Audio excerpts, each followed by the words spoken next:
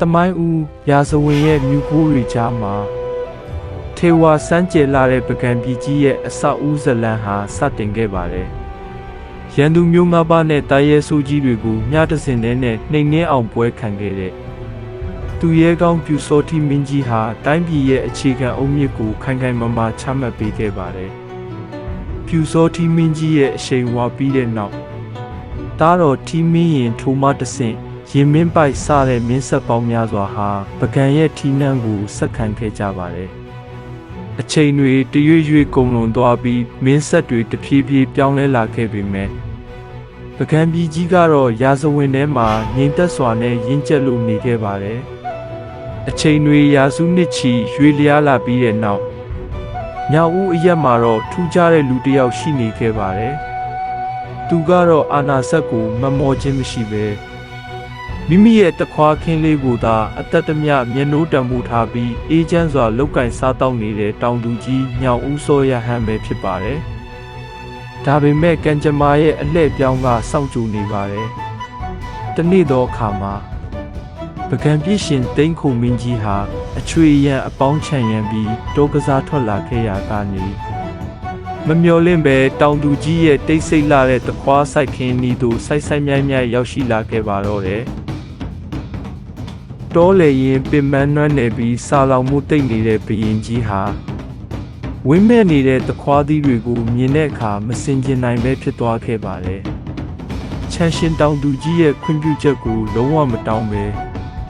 တခွားသီးကိုဆုယူစားမိလိုက်တဲ့ထိုခဏမှာပဲပကံပြည်ကြီးရဲ့ကံကြမ္မာကိုပြောင်းလဲပြစ်မဲ့တမိုင်းလက်ကွက်ကြီးစတင်ခဲ့ပါပြီ။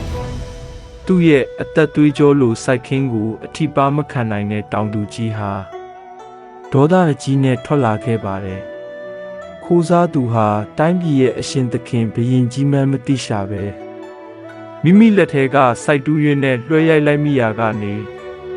တိန်ခုံမင်းကြီးဟာထိုနေရာမှာတင်မဲ့အနိစ္စသဘောကံကုန်တော်မူခဲ့ရပါတယ်။ဘုရင်ကြီးလှုပ်ကြံခံရတာကိုတိုင်းပြည်ကသိရင်ထီးနှံလူပွဲတွေနဲ့အတူပြည်သူတွေတွေးချောင်းစီရတော့မှာပါဒါကိုကြိုတင်မျှော်တွေးမိတဲ့ပညာရှိမိဖုရားကြီးဟာတရင်ကိုအမှောင်ချပြီးတောင်သူကြီးကိုနန်းတော်ထဲလှုပ်ဝက်ခေါ်ယူကာ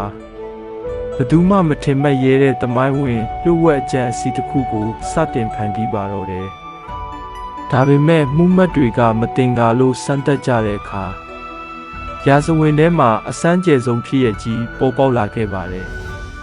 နန်းတော်ရှိကတက်မဲ့ကြောက်စာတိုင်ကြီးဟာထူးဆန်းစွာအသက်ဝင်လာပြီးဤမင်းသည်ငါတို့မင်းစစ်ပေသည်လို့ဟိန်းဟောက်တက်တည်ထူပေးခဲ့တဲ့အတွက်တပြည်လုံးဟာညှင်းဆန်ခွင့်မရှိဘဲဒူးထောက်အညံ့ခံခဲ့ကြရပါတယ်အဲ့ဒီအချိန်ကစပြီးတခွားဆိုင်တဲ့တောင်သူဘဝကနေပကံပြည်ကြီးရဲ့အရှင်သခင်ဖြစ်လာခဲ့တဲ့တောင်သူကြီးမင်းကခေါ်ညောင်ဦးစောရဟန်းဟာတိုင်းပြည်ကိုအေးချမ်းသာရအောင်နှစ်ပေါင်းများစွာအုပ်ချုပ်သွားခဲ့ပါတယ်။ဒါဟာမြမသမိုင်းစာမျက်နှာမှာဘယ်တော့မှမေ့ပျောက်လို့မရနိုင်မဲ့စမ်းကြယ်လာတဲ့ပကံရဇဝင်ပုံမြင်တစ်ပုဒ်ပဲဖြစ်ပါတယ်။